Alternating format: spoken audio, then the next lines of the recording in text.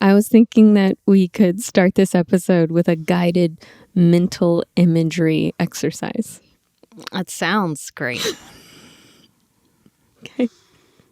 So if you're in a safe place, close your eyes. You hate when people say that. Like, you should not be told. If you're driving, obviously do not close your eyes. No one should have to tell you that. I know, but now that we're doing a podcast, I feel like maybe there's a legal reason that you have to say it. Like, someone was like driving along and they're like, well, the podcast told me. All right. So I'll close my eyes because that's fine. All right, so close your eyes and let's imagine a beautiful fall day. We're walking down the street. There's this Are my kids with me? No. The kids... Because if they're with me, I need the carrier or the stroller. I feel like you're going to be way too focused on the slow. kids. We're picking up every rock. If your kids are with you, I don't feel like you're going to...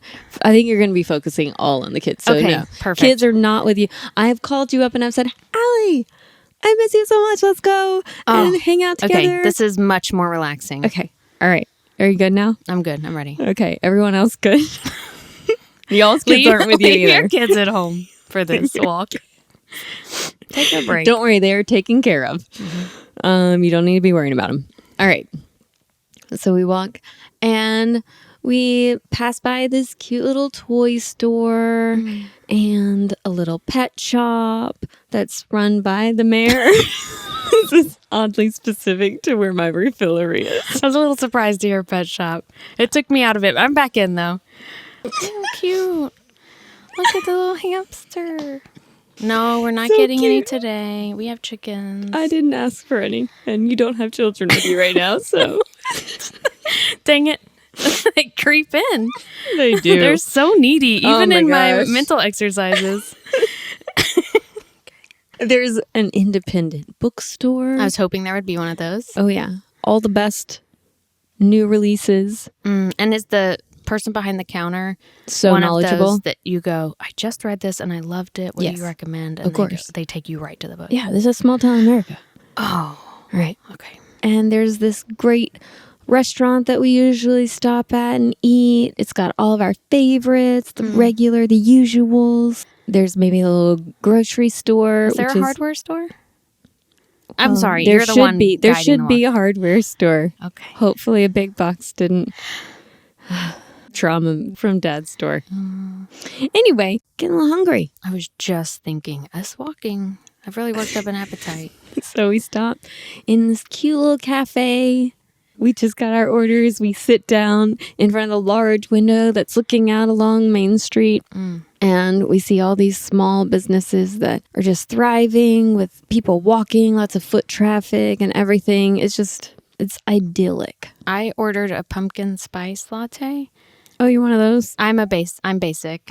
And then also like an apple cider donut. That's what I'm snacking on. Oh, I'm just got green tea. A favorite fall beverage for so many people. Are y'all's eyes still closed? Half of our listeners are definitely asleep now. I'm assuming there's a lot of moms. They don't have their kids with them mentally or physically. And we've just told them to close their eyes for a few minutes. We have just become their favorite podcast. They're like, I'm going to listen to the first minute of this every week just so I can get a good nap. Best sister date? It's right out of a little movie. It does feel like a scene from a movie. Yeah. But what if it was a horror movie? Okay. Plot twist. Took a turn. I thought the spooky season was over. Well, what if spooky season was year round because everything's boarded up? The small businesses could not thrive. It's all dark, Why is desolate. that happening? Or what if it's super brightly lit because there are all these really bright big box stores and signs like that? It's horrifying. Yeah. But just before... That's not where we would choose to go on sister date. No, I would not. I wouldn't take you to that place. You would never call me up and say, let's go chain hopping. Chain hopping? No. No. Okay. Okay, but before you feel like, oh my gosh, we're doomed, just know that we have the power to shape our community $1 at a time. It's an election year, which means everyone is talking about how important it is to get out and vote. But today we're sharing how you can actually vote with your dollar every day to make a positive change. Yep, we're talking about conscious consumerism, shopping local, supporting sustainable brands, and even pulling back from companies that aren't doing right by the planet. Instead of treating shopping like retail therapy, we can treat it as retail activism. Every transaction is like casting a ballot for a better world. We'll share some fascinating insights on corporate emissions, as well as some successful boycotts in the past decade. And if that doesn't sound like a landslide victory of an episode, just wait until we share more ways you can save cash while saving the planet. It's a win-win. One can hope.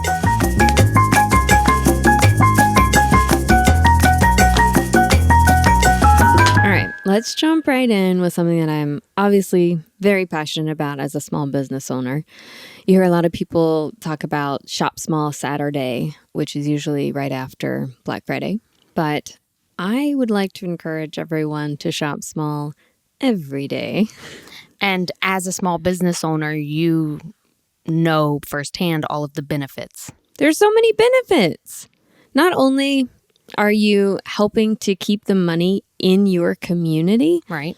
But you're also keeping jobs in the community. You know, you see the signs that are like, whenever you spend money at this shop, you're actually like paying for dance lessons, paying for groceries. You're just paying for all of the things that small business owners and everyone else has to pay for, but you're keeping it in the community. I've never really thought of it this way, even though you're a small business owner. Our dad was a small business owner.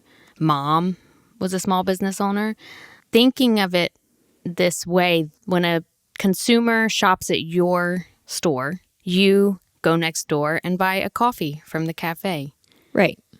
Or across the street and I get my lunch for the day. Or, yeah, I mean, right, it like definitely stays in the community. Or it goes to your kid's school or their extracurricular activities, but it really does, as opposed to a big box chain. Yeah.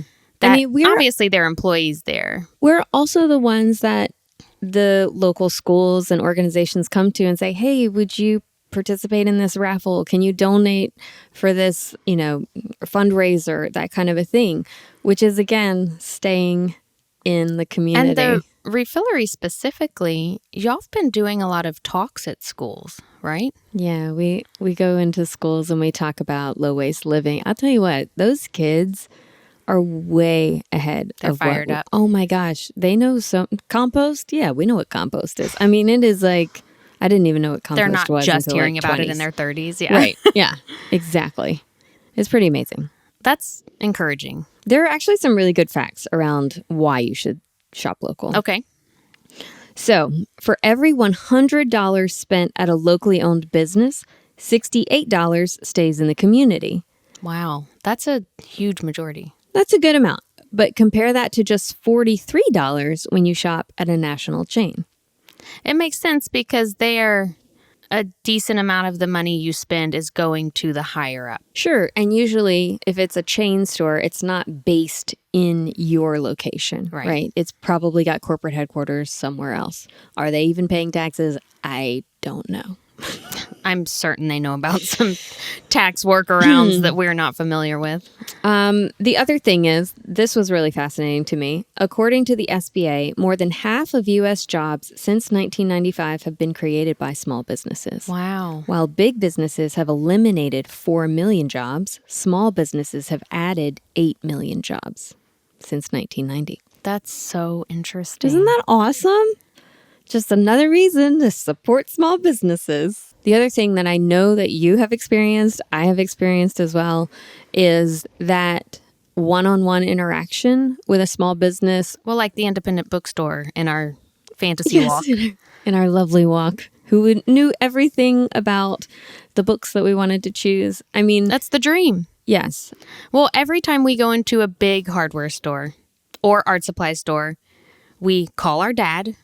Who used to own a hardware and art supply store. And he was definitely one of those small business owners that would tell you exactly how to do whatever you were trying to do. Eleisha, I'll call him and say, this is the project I'm working on. And he'll say, this is the tool you need. These are the brand options. Probably this is the amount you're going to spend. But this brand has an orange box and big black lettering. You know, like he knows every single detail. And that's the benefit you get when you're shopping small, as opposed to a lot of the employees are working there just to feed their families and probably not getting paid enough.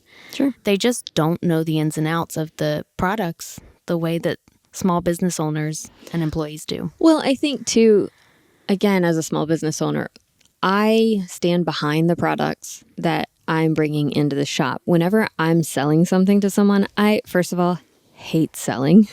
So if I don't fully believe in it, You're not selling it. I'm not going to sell it. No. And I know that you try every single thing For months. in the shop, and you've had me try a lot of stuff. Yeah. So if it's not something that necessarily works for you, but maybe it works for me, you're like, okay. Well, and we'll even like talk people out of buying things. Like a lot of times people will come in and they'll, we'll kind of try and steer them into maybe trying a solid shampoo or a solid conditioner bar, which a lot of people haven't tried. And a lot of people who have tried them have not tried the great brands that we carry. And so they'll give it a shot and they're like, well, what do I put it on? And I basically pull out a lid that has rubber bands around it. And I'm like, just use something like this until you know you love it. You don't need to go buy the whole setup until you're like, I love solid conditioner bars or whatever. Right. I don't think you get that as much in a big box store. Oh, absolutely not. And I was just thinking there are a few, you've had me try nipple cream and diaper cream. Yeah. Because I am nursing and because I have a baby in diapers, but you have, even if it's not something that you can try, right, you make sure that someone is actually happy with it, that you have a first-hand review of it. We have customers coming in all the time and they're like, oh, I'm thinking about this. We'll be like, well, we're testing this. Do you want to test it with us? And we get feedback, and some things we bring in, some things we don't. It's definitely not about selling as much as it really is about creating a community. We always say we're creating a community, not a brand. Right. And it feels so nice.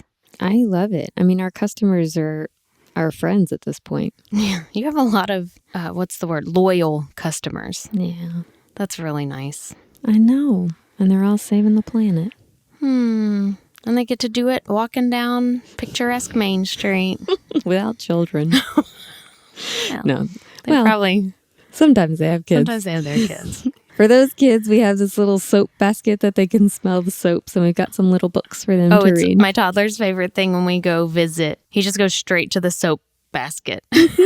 Undoes every single lid. And they it's get all really mixed good up. for their, my business partner's an occupational therapist. Oh. And so that was part of the thing for them to like have practice Their opening fine motor up skills. the different containers. That's really funny. I love that she thought of that. Oh, yeah. And finally, the last little factoid. Shopping locally creates more earth-friendly shopping habits. How? How? I'm so glad you asked. Residents of neighborhoods with more local businesses log 26% less automobile miles.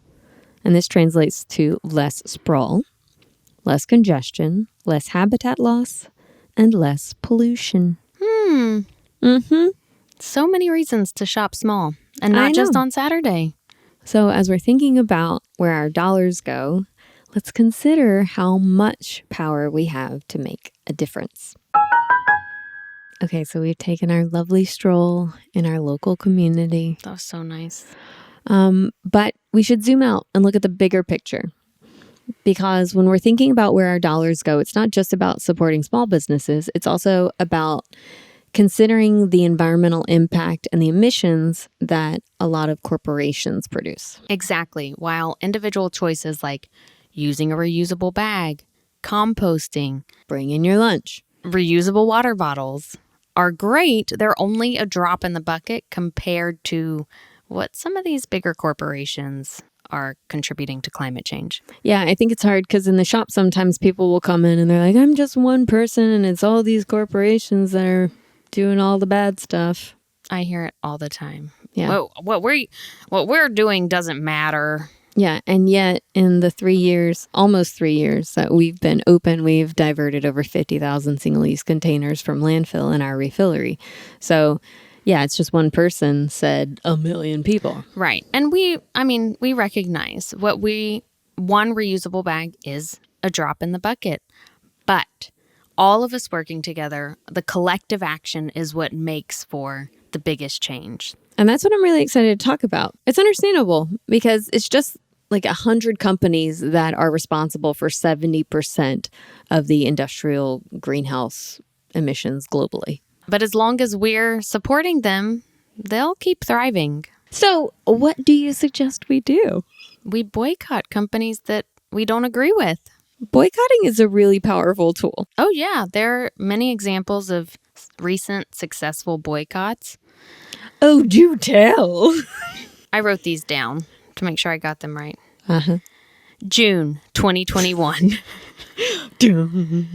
After years of campaigning by PETA, Canada Goose announced it would stop selling fur by the end of 2021. And this was because there were protests surrounding their use of fur, including exposés, celebrity actions, and legal battles. And finally, in 2021, it worked, and PETA backed away, and they'll come back to say, hey, stop using feathers.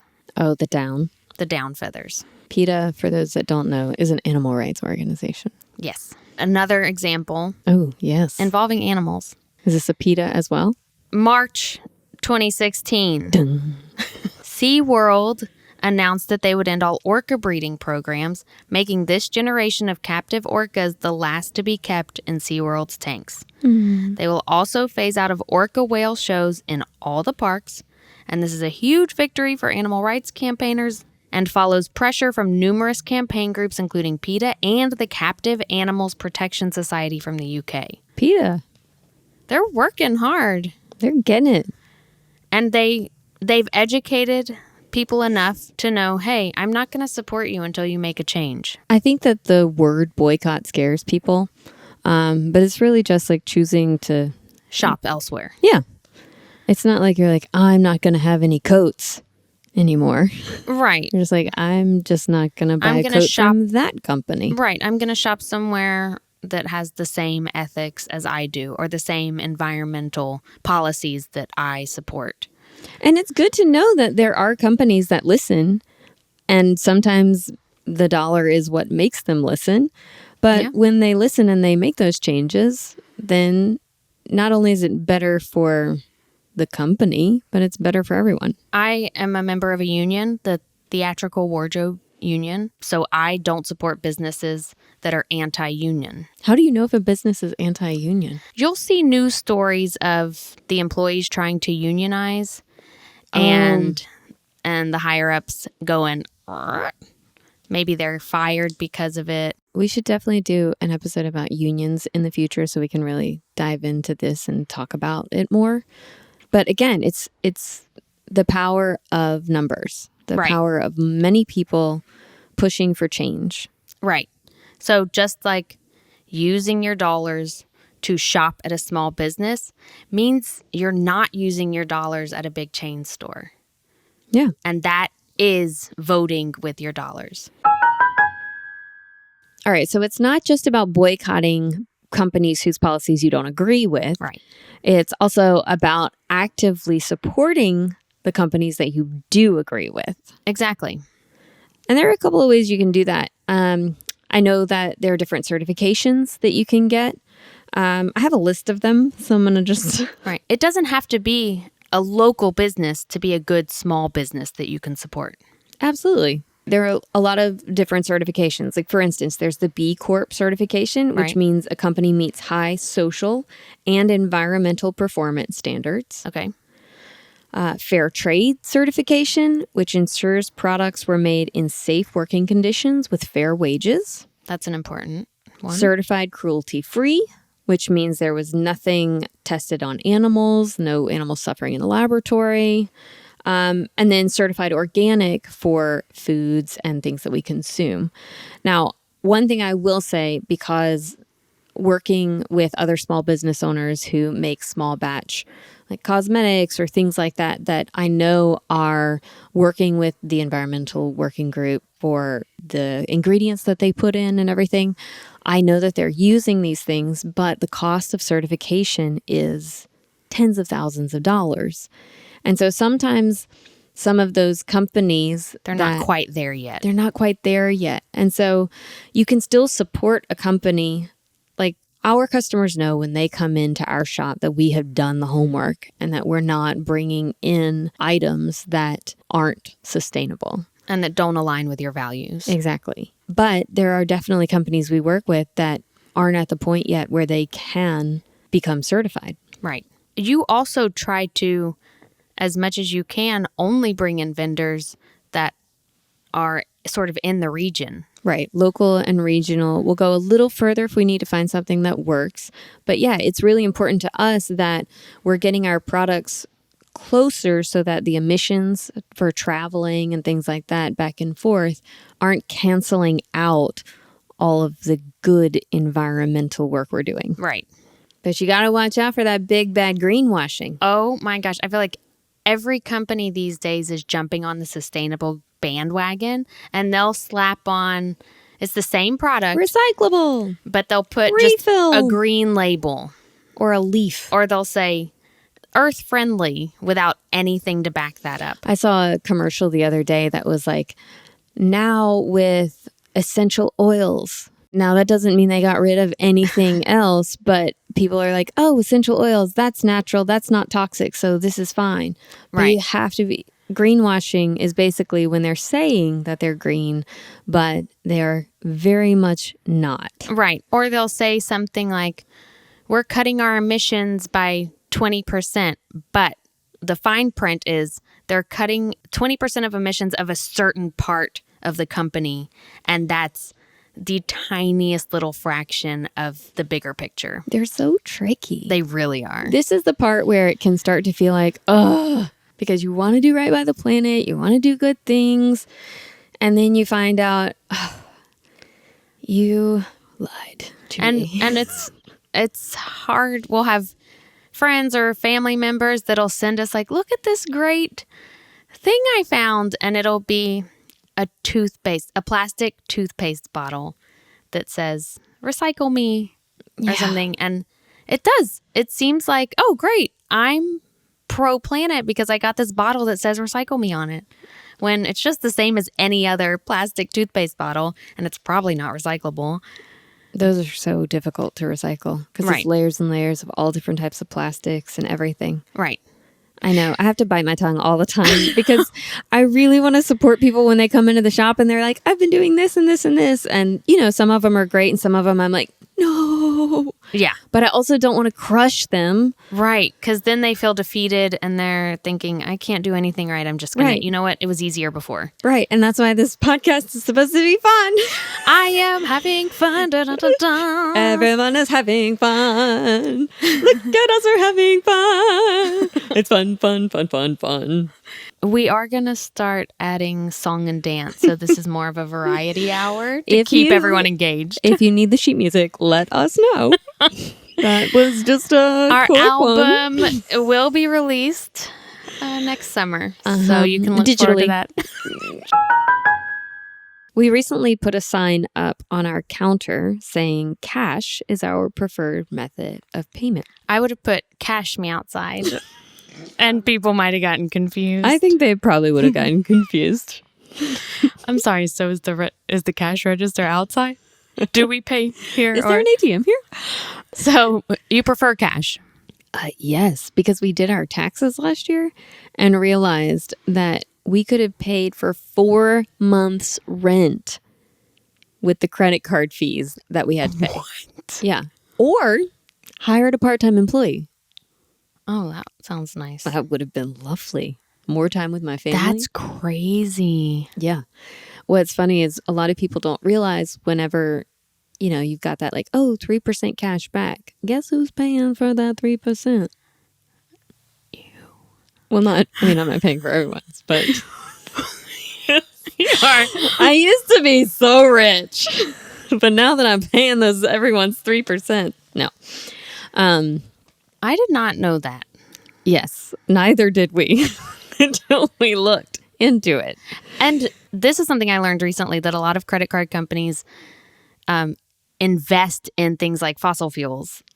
And that's a deep dive. That's a whole deep dive. That's a future episode. That's a future episode for sure. But it's worth noting that that's just one more benefit to paying cash.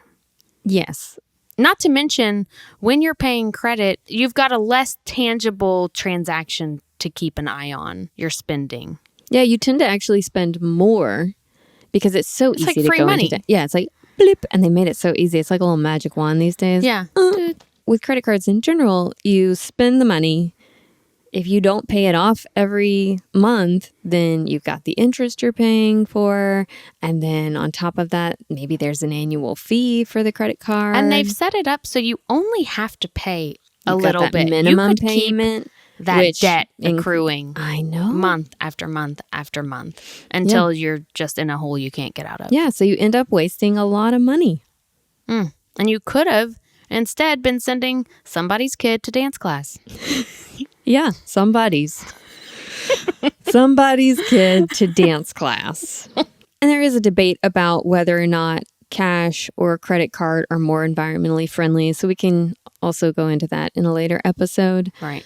But again, just showing that it's not just about changing the world, it's about making things easier on your wallet too. Thanks for tuning in to One Can Hope. We hope this episode got you thinking about how to elect more sustainable choices in your everyday. Because let's be real, every dollar is a candidate for change. Whether it's shopping local, skipping plastic, or backing sustainable brands, your dollar can help swing the results in favor of the planet. So who's ready to campaign for a greener future? Your wallet is the voting booth, and the power is in your hands. Together, we can flip the script on waste and make sustainability the winning ticket. One can hope. One can hope.